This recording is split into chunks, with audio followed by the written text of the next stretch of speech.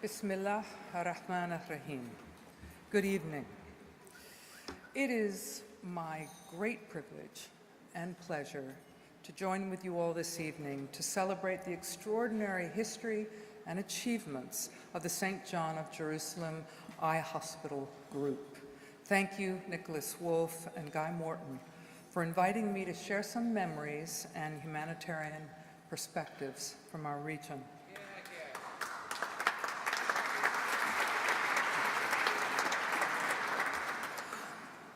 Unfortunately, due to political circumstances, I have never been able to visit the St. John Eye Hospital, as so many here tonight have been fortunate enough to do. However, I have been there constantly in spirit since my marriage in 1978, when I first learned from my husband, King Hussein, of the hospital's vital and unique role in providing critically needed ophthalmic eye care, nursing, and medical education for Palestinians in the Holy Land. King Hussein's relationship with the eye hospital began in the 1950s. In 1948, it had been forced to move from its site on the Bethlehem Road to the Moristan site in the Old City. But the hospital needed new and much larger accommodation, more than could be afforded in the Old City. And after a successful fundraising campaign, planned to build its flagship hospital in East Jerusalem on Nashashibi Street in 1960. However, the taxes enforced by the Israeli government on building materials and medical equipment were crippling and remain so today. On learning this from the chief architect, Lord Bossum, and profoundly concerned by Palestinian conditions, including their limited access to quality health care and increasing poverty, King Hussein arranged for the Jordanian army to bring all the materials and equipment through the desert and deliver them on site. A perfect example of his enlightened vision of the ideal role of military forces.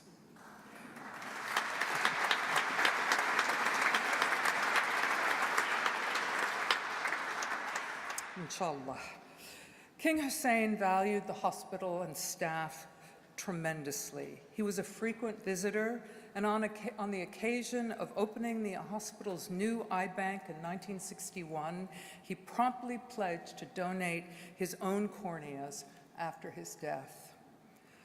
The hospital's lack of funds troubled him on several occasions. In the 1970s, on being asked to assist by its administration in the face of imminent closure, he endeavored to raise funds from several Arab states, including Jordan, to keep the hospital open and accessible to patients. As you well know, the hospital adopts an open-door policy for all, with special attention given to needy patients.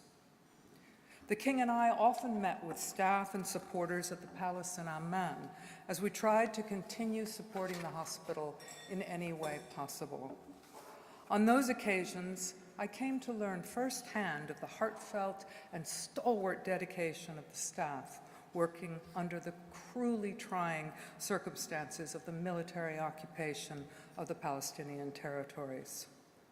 And after the King's death, our family wanted to ensure that our hospital would be able to keep the wolves from the door, and we're glad to be able to help. Over the course of these 4 decades, as I learned more and more about its work, I have seen associations with my own work in the Middle East and other regions of the world. In my focus on the critical global challenges of the displaced, the missing, the marginalized, and with those suffering crushing poverty, I have often seen the seeds of perpetual instability and conflict. However, where real investment has been made in sustainable healthcare, education and training, and youth and women's empowerment, I have seen so many of the previously excluded flourish as agents of change, working towards and encouraging progress, prosperity, and peace. Providing such opportunities has been a core principle of my work globally and also of our peace-building initiatives in Jordan and our region in particular through the Noor Hussein Foundation and later the King Hussein Foundation, which I launched after my husband's death. Across the world, gender inequality affects almost every facet of women's lives. From cradle to grave, women are repeatedly left at disadvantage. They are politically unrepresented, less likely to have access to education and employment opportunities, and in many regions are denied even their own autonomy and personal safety. With special emphasis on the critical role played by women, our foundation has fostered the sustainable progress necessary for stability and peace through investments in family health, women's leadership, education, and economic opportunity. Over the decades, we have clearly seen the ripples of hope and progress set in motion by empowered women raising daughters and sons with access to horizons of gender, social, economic, and political possibility. Unfortunately, gender inequality persists when it comes to sight. Women are more likely to be blind in every corner of the globe. Their visual impairment not only has a serious impact upon their lives, but also on the communities they are left dependent on. When we restore vision, we enable these women to become active contributors to their economies instead of a burden upon them. Recognizing this, our foundation's Institute for Family Health has long been providing integrated health care, including eye care, though not even coming close to what's available at the St. John Hospital. Nonetheless, first steps. We provide it to underserved communities in our country and regions of our country, including in our refugee camps. This kind of investment is absolutely vital today in the West Bank and Gaza, with 75% of people in East Jerusalem living below the poverty line, and in Gaza, 80% relying on international aid to survive. We all know the old phrase, I use it often, give a man a fish, feed him for a day, teach a man to fish, feed him for a lifetime.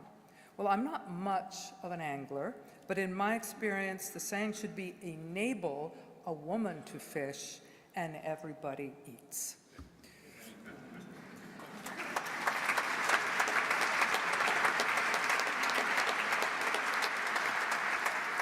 And in Jordan, Palestine, and Israel, women consistently provide the kind of leadership we need in the 21st century, more humane, inclusive, visionary, and often more trustworthy.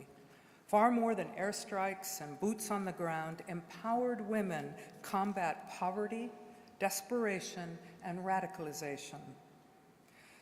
Due in part to our foundation's laser focus on women's empowerment, we rapidly have become a source of best practice models and training and capacity building in over 22 countries throughout Western Asia.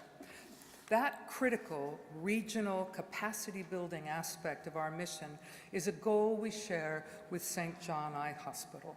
St. John is not only just an employer, but it invests in its local workforce. They are a major employer in a region with 29% of people of working age and 87% of people with disabilities unable to find work. The hospital's nurse training program, accredited by the University of West London, is the only one of its kind in the Middle East.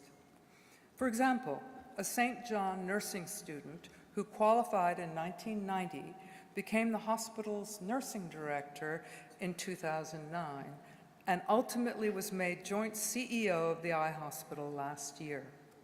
Ahmed and his joint CEO, Peter Khouri, are the first Palestinians to hold the post, and we are so very pleased that they are with us tonight.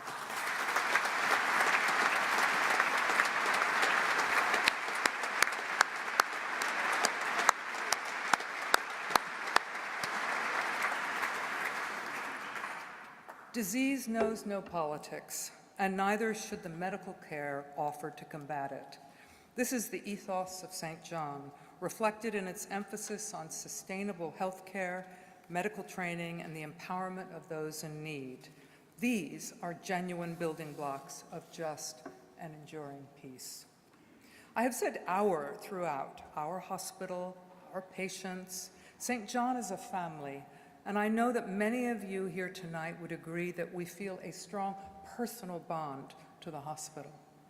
Seeing so many supporters in this room from different cultural backgrounds and faiths gives hope that we are all invested in empowering humanity and finding peace in this holiest of holy lands for all its inhabitants. Look around you.